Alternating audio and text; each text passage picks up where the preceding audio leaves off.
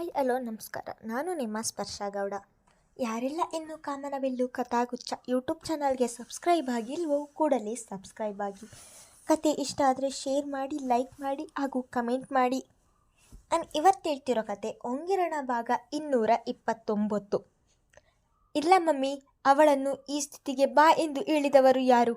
ನಮ್ಮಿಂದ ವಿಷಯವನ್ನು ಮುಚ್ಚಿಟ್ಟು ನಮಗೆ ನೋವು ಮಾಡಲೇಬೇಕು ಎಂದು ಹೀಗೆಲ್ಲ ಮಾಡಿದ್ದಾಳೆ ಈಡಿಯಟ್ ಎಂದು ಹೇಳುವವನ ಧ್ವನಿ ಗದ್ಗದಿತವಾಯಿತು. ಆಗಲೇ ಅವನ ಕಣ್ಣುಗಳು ತುಂಬಿದವು. ಅವನು ಅಷ್ಟು ಸುಲಭವಾಗಿ ಎಮೋಷ್ನಲ್ ಆಗುವುದಿಲ್ಲ. ಅವನು ಈಗ ಹೆಂಡತಿಯನ್ನು ಈ ಸ್ಥಿತಿಯಲ್ಲಿ ನೋಡಿ ಅವಳ ಮೇಲಿನ ಕೋಪಕ್ಕಿಂತ ಅವಳ ಸ್ಥಿತಿಯನ್ನು ನೋಡಿ ಎದರಿದ್ದಾನೆ.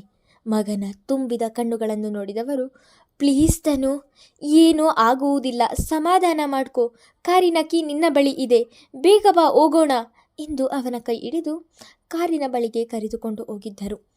ಪೊಲೀಸಿನವರಿಗೆ ಮಿಥುನ್ ಅವರು ನಾನು ಸ್ಟೇಷನ್ಗೆ ಬರುತ್ತೇನೆ ಎಂದು ಹೇಳಿದ್ದರಿಂದ ಅವರು ಎಲ್ಲರನ್ನೂ ಠಾಣೆಗೆ ಕರೆದುಕೊಂಡು ಹೋದರು. ಡ್ರೈವರ್ ಸೀಟಿನಲ್ಲಿ ಕುಳಿತಿದ್ದ ಧನುಷ್ಗೆ ಹಿಂದೆ ನರಳುತ್ತಿದ್ದ ಹೆಂಡತಿಯ ಧ್ವನಿ ಕೇಳುತ್ತಿತ್ತು. ಆದರೆ ಒಮ್ಮೆಯೂ ಅವಳೆಡೆಗೆ ತಿರುಗಿ ನೋಡಲಿಲ್ಲ. ಈಗ ಕಾರು ಓಡಿಸಲು ಆಗದಂತಹ ಪರಿಸ್ಥಿತಿ ಅವನದು. ಆದರೂ ಧೈರ್ಯ ಮಾಡಿ ಕಾರು ಓಡಿಸಿಕೊಂಡು ಹಾಸ್ಪಿಟಲ್ ಬಳಿ ಬಂದಿದ್ದನು. ಹಾಸ್ಪಿಟಲ್ ಬರುವ ವೇಳೆಗಾಗಲೇ ಶರದಿ ಪ್ರಜ್ಞೆ ತಪ್ಪಿದ್ದಳು. ದಾರಿಯುದ್ದಕ್ಕೂ ಅನತಿ ಮಾತ್ರ ಅಳುತ್ತಲೇ ಬಂದಿದ್ದಳು. ಶರದಿಯನ್ನು ನರ್ಸ್ಗಳು ಎಮರ್ಜೆನ್ಸಿ ವಾರ್ಡೊಳಗೆ ಕರೆದುಕೊಂಡು ಹೋಗುತ್ತಿದ್ದ ಹಾಗೆ ಇತ್ತ ರಿಷಿ ಅಲ್ಲೇ ಇದ್ದ ಕುರ್ಚಿಯ ಮೇಲೆ ಕುಸಿದು ಕುಳಿತನು. ಅವನನ್ನು ನೋಡಿದ ಮಿಥುನ್ ಅವರು ರಿಷಿಯ ಬಳಿಗೆ ಹೋಗಿ, ರಿಷಿ, ನಿನಗೆ ಹೇಗೆ ವಿಷಯ ತಿಳಿಯಿತು ಎಂದು ಇಷ್ಟೊತ್ತಿನ ತನಕ ತನ್ನ ಮನಸ್ಸಿನಲ್ಲಿ ಇದ್ದ ಪ್ರಶ್ನೆಯನ್ನು ಅವನ ಮುಂದೆ ಇಡಿದಿದ್ದರು. ಬೆಳಗ್ಗೆ ಇದ್ದಕ್ಕಿದ್ದ ಹಾಗೆ ಫೋನ್ ಮಾಡಿ, ಅಣ್ಣ, ದೇವಸ್ಥಾನದಲ್ಲಿ ಅನತಿಯ ಮದುವೆ ನಡೆಯುತ್ತಿದೆ, ಬೇಗ ಬಾ ಎಂದು ಹೇಳಿದಳು. ನಾನು ಅಲ್ಲಿಗೆ ಬರುವ ವೇಳೆಗಾಗಲೇ ಅನತಿಯನ್ನು ಬಲವಂತದಿಂದ ಹಸೆಮಣೆಯ ಮೇಲೆ ಕೂರಿಸಿ ತಾಳಿ ಕಟ್ಟಿಸುತ್ತಿದ್ದರು. ಶರದಿಯನ್ನು ಇಬ್ಬರು ಹಿಡಿದಿದ್ದರು. ಅವಳು ಅಳುತ್ತಿದ್ದಳು ಎಂದು ನಡೆದ ವಿಚಾರವನ್ನು ಹೇಳಿದನು. ಯಾಕೆ ಹೀಗೆ ಮಾಡಿದೆ ಶರದಿ? ವಿಷಯವನ್ನು ನಿನ್ನ ಅಣ್ಣನಿಗೆ ಕಾಲ್ ಮಾಡಿ ಹೇಳಿದ್ದೀಯಾ? ನನಗೆ ಒಂದು ಮಾತು ಹೇಳಬೇಕು ಎನಿಸಲಿಲ್ಲವ ನಿನಗೆ ಎಂದು ಮನದಲ್ಲಿಯೇ ಹೇಳಿಕೊಂಡನು ಧನುಷ್. ಅಳುತ್ತಿದ್ದ ಅನತಿ ಒಡನೆಯೇ ಸ್ಪಂದನ ಅವರ ಕಾಲನ್ನು ಹಿಡಿದು, ಸಾರಿ ಮಮ್ಮಿ, ಇದೆಲ್ಲ ಆಗಿದ್ದು ನನ್ನಿಂದ ಎಂದು ಒಂದೇ ಸಮ ಅಳಲು ಶುರು ಮಾಡಿದಳು. ಮಗಳನ್ನು ಅಲ್ಲಿಯೇ ಕೊಂದು ಹಾಕುವಷ್ಟು ಕೋಪ. ಆದರೆ ಅದು ಹಾಸ್ಪಿಟಲ್, ಅಲ್ಲಿ ಏನೂ ಮಾತನಾಡಲು ಆಗುವುದಿಲ್ಲ ಎಂದು ಹಲ್ಲು ಕಚ್ಚಿ ಸುಮ್ಮನಾದವರು ಅವಳು ಹಿಡಿದಿದ್ದ ಕಾಲನ್ನು ಬಿಡಿಸಿಕೊಂಡು ಹಿಂದೆ ಸರಿದು ನಿಂತು ಬಿಟ್ಟರು. ಅಷ್ಟರಲ್ಲಿ ವಿಷಯ ತಿಳಿದ ಆರಾಧ್ಯ, ವಸುಂಧರ ಕೂಡ ಅಲ್ಲಿಗೆ ಬಂದಿದ್ದರು. ವಸುಂಧರ ಅವರ ದುಃಖವನ್ನು ನೋಡಿದರೆ ಎಂಥವರಿಗೂ ಕರುಳು ಕಿತ್ತು ಬಂದ ಆಗುತ್ತಿತ್ತು. ಎತ್ತ ಮಗಳು ಈ ರೀತಿ ಮಲಗಿದರೆ ಯಾರಿಗೆ ತಾನೇ ನೋವಾಗುವುದಿಲ್ಲ? ತಾಯಿಯ ಕಾಲು ಹಿಡಿದು ಕ್ಷಮೆ ಕೇಳಿದರೂ ಕೂಡ ಅವಳ ಜೊತೆ ಒಂದು ಮಾತು ಆಡದೆ ದೂರ ಸರಿದಿದ್ದರಿಂದ ಅನತಿಯ ಅಳು ಇನ್ನೂ ಜೋರಾಗಿತ್ತು. ಅವಳು ಬಿಕ್ಕಳಿಸಿ ಅಳುವುದನ್ನು ನೋಡಲಾಗದೆ ತಂದೆಯ ಹೃದಯ ವಿಲಗುಟ್ಟಿತು. ಮಗಳ ಬಳಿಗೆ ಹೋಗಿ ಅವಳನ್ನು ಏಳಿಸಿ ಸ್ವಲ್ಪ ಸಮಾಧಾನ ಮಾಡಿದವರು, ಅನತಿ, ಏನು ಇದೆಲ್ಲ? ಇಷ್ಟು ದಿನದಿಂದ ಇದೆಲ್ಲ ನಡೆಯುತ್ತಿದೆ ಎಂದು ಸಮಾಧಾನದಿಂದಲೇ ಕೇಳಿದರು. ತನ್ನ ಕಣ್ಣೀರನ್ನು ಒರೆಸಿಕೊಂಡವಳು, ಪೊಪ್ಪ ಅದು ಎಂದು ಮಾತು ಶುರು ಮಾಡಿದಳು. ಸಾಗರ್ ಪರಿಚಯವಾಗಿದ್ದು, ತಾನು ಅವಳನ್ನು ಪ್ರೀತಿಸಿದ್ದು, ಅದು ಶರದಿಗೆ ತಿಳಿದದ್ದು, ಅವಳು ಬುದ್ಧಿ ಹೇಳಿದ್ದು ಎಲ್ಲವನ್ನು ಹೇಳಿ ಮುಗಿಸಿದಳು. ಆ ಮದನ್ ನನ್ನ ಮಗಳ ಸುತ್ತ ಎಷ್ಟು ದೊಡ್ಡ ಬಲೆ ಎಣೆದಿದ್ದಾನೆ ಎಂದು ಈಗ ಅವರಿಗೆ ತಿಳಿಯಿತು. ಪಪ್ಪ, ಅತ್ತಿಗೆ ನನ್ನ ಕೆನ್ನೆಗೆ ಹೊಡೆದು ಬುದ್ಧಿ ಹೇಳಿದರು. ಆದರೂ ನಾನು ಅವರ ಮಾತನ್ನು ನಂಬಲಿಲ್ಲ ಪಪ್ಪ. ಪ್ರೀತಿ ಕುರುಡು ಎಂದು ಹೇಳುತ್ತಾರೆ. ಅವನ ಮೋಸದ ಪ್ರೀತಿಯಲ್ಲಿ ನಾನು ನಿಜವಾಗಿಯೂ ಕುರುಡಿಯಾಗಿದ್ದೆ. ಅತ್ತಿಗೆ ಅವನ ಹಿಂದೆ ತಿರುಗಿ ಅವನ ವಿರುದ್ಧ ಎವಿಡೆನ್ಸ್ ತೋರಿಸಿದ್ರು. ನಾನು ಅದನ್ನು ನಂಬಲಿಲ್ಲ. ಅವನು ಶ್ರೀಮಂತರ ಮಗ ಎಂದು ಹೇಳಿ ನನಗೆ ಮಂಕು ಬೂದಿ ಎರಚಿದ ಪಪ್ಪ. ಅತ್ತಿಗೆ ನಿಮಗೆಲ್ಲ ಸತ್ಯ ಹೇಳುತ್ತೇನೆ ಎಂದರು. ಅಣ್ಣನ ಮೇಲೆ ಆಣೆ ಹಾಕಿ ತಡೆದೆ ಪಪ್ಪ. ಇವತ್ತು ನನ್ನ ತಪ್ಪಿನಿಂದ ಅತ್ತಿಗೆ ಶಿಕ್ಷೆ ಅನುಭವಿಸುತ್ತಿದ್ದಾರೆ. ಪ್ಲೀಸ್ ಪಪ್ಪ, ನೀವೇ ನನ್ನನ್ನು ಫನಿಷ್ ಮಾಡಿ ಎಂದು ಅವನ ಕೈ ಹಿಡಿದು ತಾನೇ ತನ್ನ ಕೆನ್ನೆಗೆ ಹೊಡೆದುಕೊಳ್ಳಲು ಶುರು ಮಾಡಿದಳು. ಅಂದರೆ ಶರದಿ ತಡವಾಗಿ ಸ್ಕೂಲಿಗೆ ಬರಲು ಕಾರಣ ಅವಳು ಈ ಹುಡುಗನ ಹಿಂದೆ ಸಾಕ್ಷಿ ಹುಡುಕಲು ಹೋಗಿದ್ದಳ. ಅಯ್ಯೋ ದೇವರೇ, ಶರದಿಯ ಮೇಲೆ ನಾನೇ ಅನುಮಾನ ಪಟ್ಟೆನಲ್ಲ ಎಂದು ನೊಂದುಕೊಂಡವರು ಅದಾಗಲೇ ಪಶ್ಚಾತ್ತಾಪದ ದೊಳ್ಳುರಿಯಲ್ಲಿ ಬೇಯತೊಡಗಿದರು. ಸ್ಪಂದನ ತಂದೆಯ ಕೈ ಹಿಡಿದು ತಾನೇ ಅವಳ ಕೆನ್ನೆಗೆ ಹೊಡೆದುಕೊಳ್ಳುತ್ತಿರುವುದನ್ನು ನೋಡಿದ ಆರಾಧ್ಯ ಮಿಥುನ್ ಅವರ ಕೈ ಬಿಡಿಸಿ ತನ್ನೆಡೆಗೆ ತಿರುಗಿಸಿಕೊಂಡವಳು ರಪ ರಪ ಎಂದು ಅವಳ ಕೆನ್ನೆಗೆ ಬಾರಿಸಿದಳು. ಅವನು ಸುಳ್ಳು ಹೇಳಿ ನಂಬಿಸಿದ ಎಂದು ಅವನ ಮಾತನ್ನು ನಂಬಿ ಅವನ ಹಿಂದೆ ಹೋಗಿದ್ದೀಯಲ್ಲ ನೀನು. ನಿನ್ನ ಬುದ್ಧಿ ಎಲ್ಲಿಗೆ ಹೋಗಿತ್ತು? ಬೈದು ಹೇಳುವವರು ಬದುಕೋಕೆ ಹೇಳ್ತಾರೆ, ನಗುತ್ತಾ ಹೇಳುವವರು ಹಾಳಾಗೋಕೆ ಹೇಳ್ತಾರೆ ಎನ್ನುವ ಹಾಗೆ ಶರದಿ ಅಷ್ಟು ಬುದ್ಧಿ ಹೇಳಿದರೂ ಅವಳ ಮಾತನ್ನೇ ಕೇಳಲಿಲ್ಲವಲ್ಲ ನೀನು. ಅವಳ ಮಾತನ್ನು ನೀನು ಕೇಳಲಿಲ್ಲ ಎಂದರು ಸುಮ್ಮನಾಗದೆ ನಿನ್ನನ್ನು ಕಾಪಾಡುವುದಕ್ಕೋಸ್ಕರ ಇವತ್ತು ಅವಳ ಪ್ರಾಣವನ್ನೇ ಪಣಕ್ಕಿಟ್ಟು ನಿನ್ನನ್ನು ಕಾಪಾಡಿದ್ದಾಳೆ. ನೋಡು ಇವತ್ತು ನಿನ್ನಿಂದ ಎಲ್ಲರೂ ಯಾವ ಸ್ಥಿತಿಯಲ್ಲಿ ಇದ್ದೀವಿ ಅಂತ. ನೀನು ಪ್ರೀತಿಸಿ ಅವನನ್ನೇ ಮದುವೆಯಾಗಬೇಕು ಎಂದಿದ್ದರೆ ಈ ವಿಷಯವನ್ನು ಮನೆಯಲ್ಲಿ ಹೇಳಬೇಕಿತ್ತು. ಅದು ಬಿಟ್ಟು ಇಂಥ ಕೆಲಸ ಮಾಡಿದ್ದೀಯ. ಅವನು ನಾನು ಶ್ರೀಮಂತರ ಮಗ ಎಂದು ಹೇಳಿದ್ದನಂತೆ. ಇವಳು ನಂಬಿಬಿಟ್ಟಳಂತೆ. ಅಹಂಕಾರಕ್ಕೆ ಸರಿಯಾದ ಶಿಕ್ಷೆಯಾಗಿದೆ ನಿನಗೆ.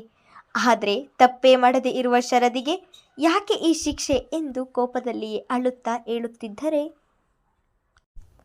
ಆಗಲ್ಲ ಅಕ್ಕ, ಅವನು ಮನೆಗೂ ಕೂಡ ಕರೆದುಕೊಂಡು ಹೋಗಿದ್ದ. ಆ ಮನೆಯನ್ನು ನೋಡಿ ನಂಬದೇ ಇರದೆ ಹೇಗೆ ಸಾಧ್ಯ ಹೇಳು? ಅದಕ್ಕೆ ನಾನು ಅತ್ತಿಗೆ ಮಾತನ್ನು ಕೇಳಲಿಲ್ಲ ಎನ್ನುತ್ತಿದ್ದಾಗಿ ಇನ್ನೊಮ್ಮೆ ಕೆನ್ನೆಗೆ ಬಾರಿಸಿದವಳು, ಮುಚ್ಚು ಬಾಯಿ, ಇನ್ನೊಂದು ಮಾತನಾಡಿದರೂ ಸಿಗಿದು ಹಾಕ್ತೀನಿ ನಿನ್ನನ್ನು ಎನ್ನುವ ಅವಳ ಜೋರು ಮಾತಿಗೆ ಅನತಿ ಬೆಚ್ಚಿ ಬಾಯಿ ಮುಚ್ಚಿದಳು. ಅನತಿಯ ಮಾತನ್ನೇ ಕೇಳುತ್ತಾ ನಿಂತಿದ್ದ ಧನುಷ್ಗೆ ಅಂದು ನಾನೇನಾದರೂ ಮತ್ತೆ ಸುಳ್ಳು ಹೇಳಿದರೆ ಮತ್ತೆ ನನ್ನ ಮೇಲೆ ಕೋಪ ಮಾಡಿಕೊಳ್ಳುತ್ತೀಯ ಎಂದು ಹೇಳಿದ ಶರದಿಯ ಮಾತು ನೆನಪಿಗೆ ಬಂದಿತ್ತು ಅವನಿಗೆ. ಆಕಾಶವೇ ತಲೆಯ ಮೇಲೆ ಬಿದ್ದ ಹಾಗೆ ಕುಳಿತಿದ್ದ ರಿಷಿಯ ಬಳಿಗೆ ಹೋದವಳು ಅವನ ಹೆಗಲ ಮೇಲೆ ಕೈ ಇರಿಸಿ ಏನೂ ಆಗುವುದಿಲ್ಲ ಎನ್ನುವಂತೆ ಕಣ್ಣಿನಲ್ಲಿಯೇ ಸಮಾಧಾನ ಮಾಡಿದಳು. ಇವರುಗಳ ಮಾತುಗಳು ಸಾಗುವಾಗಲೇ ವೈದ್ಯರು ಹೊರಬಂದಿದ್ದರು. ಪೇಷಂಟ್ಗೆ ತುಂಬ ಬ್ಲಡ್ ಹೋಗಿದೆ, ಎಮರ್ಜೆನ್ಸಿ ಬ್ಲಡ್ ಬೇಕು ಎಂದು ಹೇಳುತ್ತಿದ್ದ ಹಾಗೆ ಅವರ ಬಳಿಗೆ ಹೋದ ಧನುಷ್, ಡಾಕ್ಟರ್ ಬ್ಲಡ್ ಗ್ರೂಪ್ ಯಾವುದು ಎಂದನು. ಅವನಿಗೆ ಶರದಿಯ ಬ್ಲಡ್ ಗ್ರೂಪ್ ಯಾವುದು ಎಂದು ಸಹ ಗೊತ್ತಿರಲಿಲ್ಲ. ಧನುಷ್ ಮಾತು ಮುಗಿಯುವಷ್ಟರಲ್ಲಿಯೇ, ಡಾಕ್ಟರ್ ನನ್ನದು ನನ್ನ ತಂಗಿಯದು ಒಂದೇ ಬ್ಲಡ್ ಗ್ರೂಪ್, ನಾನೇ ಬ್ಲಡ್ ಕೊಡ್ತೀನಿ ಎಂದು ರಿಷಿ ಹೇಳಿದ ಮಾತನ್ನು ಕೇಳಿ ಡಾಕ್ಟರ್ ಕಮ್ ಎಂದು ಹೇಳಿ ರಿಷಿಯನ್ನು ಕರೆದುಕೊಂಡು ಒಳಗೆ ಹೋಗಿದ್ದರು. ವಸುಂಧರಾ, ನೀವು ಈ ರೀತಿ ದುಃಖ ಪಡುವುದನ್ನು ನನ್ನಿಂದ ನೋಡಲು ಆಗುವುದಿಲ್ಲ. ಎತ್ತ ತಾಯಿಯ ಸಂಕಟ ಏನು ಎಂದು ನನಗೂ ಕೂಡ ತಿಳಿಯುತ್ತದೆ. ಶರದಿಯನ್ನು ಯಾವತ್ತೂ ನಾನು ಸೊಸೆ ಎಂದು ನೋಡಿಲ್ಲ. ಅವಳು ಕೂಡ ನನ್ನ ಮಗಳಿದ್ದ ಹಾಗೆ.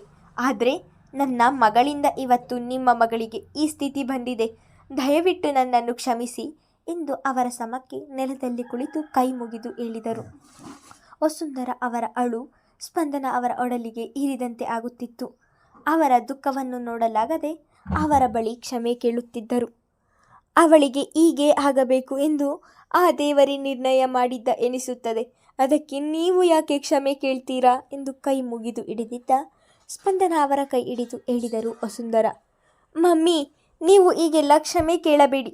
ತಪ್ಪು ಆಗಿರುವುದು ನನ್ನಿಂದ, ನಾನೇ ಕ್ಷಮೆ ಕೇಳುತ್ತೇನೆ ಎಂದು ಅವರ ಬಳಿಗೆ ಹೋದಂತಹ ಅನತಿಯನ್ನು ನೋಡಿ, ನೀನು ಹತ್ತಿರ ಬಂದರೆ ನನಗೆ ಮೈ ಮೇಲೆ ಕೆಂಡ ಸುರಿದ ಆಗುತ್ತದೆ, ಪ್ಲೀಸ್ ದೂರ ಹೋಗು ಎಂದು ಅದು ಹಾಸ್ಪಿಟಲು ಎಂದು ನೋಡದೆ ಕೂಗಿಬಿಟ್ಟರು.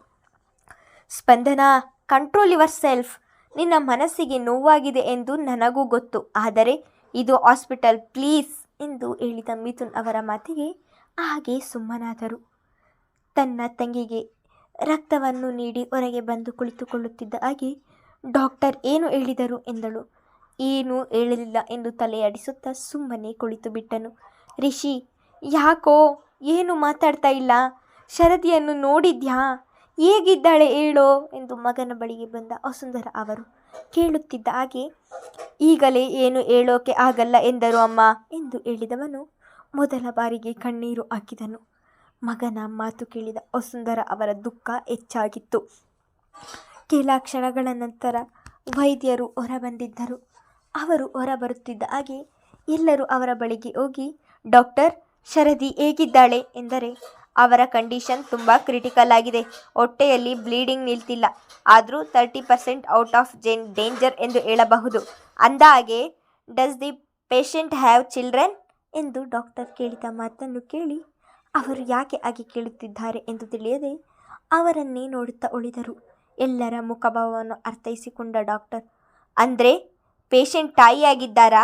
ಅವರಿಗೂ ಮಗು ಇದೆಯಾ ಎನ್ನುತ್ತಿದ್ದ ಹಾಗೆ, ಇನ್ನೂ ಇಲ್ಲ ಡಾಕ್ಟರ್, ಯಾಕೆ ಹಾಗೆ ಕೇಳುತ್ತಿದ್ದೀರಾ ಎಂದು ಸ್ಪಂದನ ಅವರು ಆತಂಕದಲ್ಲಿಯೇ ಕೇಳಿದರು. ಥ್ಯಾಂಕ್ ಗಾಡ್, ಅವರ ಹೊಟ್ಟೆಗೆ ಬಿದ್ದಿರುವ ಚಾಕು ಇನ್ನೊಂದು ಪಾಯಿಂಟ್ ಪಕ್ಕಕ್ಕೆ ಬಿದ್ದಿದ್ರೆ ಅವರ ಯುಟೇರಸ್ಗೆ ಪ್ರಾಬ್ಲಮ್ ಆಗ್ತಿತ್ತು. ಮುಂದೆ ಅವರು ತಾಯಿಯಾಗುವ ಭಾಗ್ಯವನ್ನೇ ಕಳೆದುಕೊಳ್ಳುತ್ತಿದ್ದರು. ಡಾಕ್ಟರ್ ಹೇಳಿದ ಮಾತನ್ನು ಕೇಳಿ ಎಲ್ಲರಿಗೂ ಒಂದು ಕ್ಷಣ ಹೋದ ಜೀವ ಮರಳಿ ಬಂದಂತಾಗಿತ್ತು. ಧನುಷ್ಗಂತೂ ಇಷ್ಟರವರೆಗೆ ತಡೆ ಹಿಡಿದಿದ್ದ ದುಃಖ ಈಗ ಹೊರಬಂದಂತಾಗಿತ್ತು. ಆದರೆ ಎಲ್ಲರ ಮುಂದೆ ತನ್ನ ದುಃಖವನ್ನು ತೋರುವುದಿಲ್ಲ.